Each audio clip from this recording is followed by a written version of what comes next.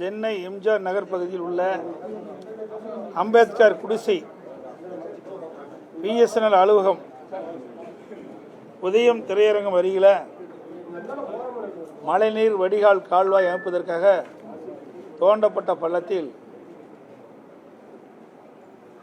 சென்னையில் பெய்த கனமழையால்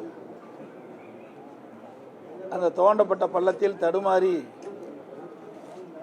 ஒருவர் விழுந்து உயிர் நீத்துள்ளார்.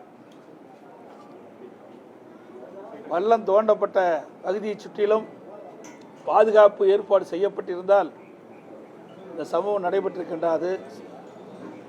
ஆகவே அரசு இனி மழைநீர் வடிகால் கால்வாய் பணிக்கு தோண்டப்பட்ட பள்ளத்திற்கு சுற்றிலும் பாதுகாப்பு சுவர் அமைக்க வேண்டும். அதோடு இந்த சாலையில் அதிகமான மாணவர்கள் குழந்தைகள் செல்லுகின்ற பாதையாக இருக்கின்றது. இதையெல்லாம் கவனத்திலே கொண்டு அலட்சியமாக இல்லாமல் தோண்டப்பட்ட பள்ளத்திற்கு அருகில் சுற்றிவரும் பாதுகாப்பு ஏற்பாடு செய்ய வேண்டும். இப்படி மழைநீர் கால்வாய் அமைக்கின்ற பணி மிக மிக மெத்தனமாக செயல்பட்டு கொண்டிருக்கின்றது. கடந்த ஆண்டே இந்த துறையினுடைய அமைச்சர், சென்னை மேயர், முதலமைச்சர் எல்லாம் செய்தியாளரிடத்தில் பேசுகின்ற பொழுது மழைநீர் வடிகால் பணி சுமார் 90% பணியில் நிறைவு பெற்றதாக சொன்னார்கள். இன்று வரை அந்த பணி நிறைவு பெறவில்லை.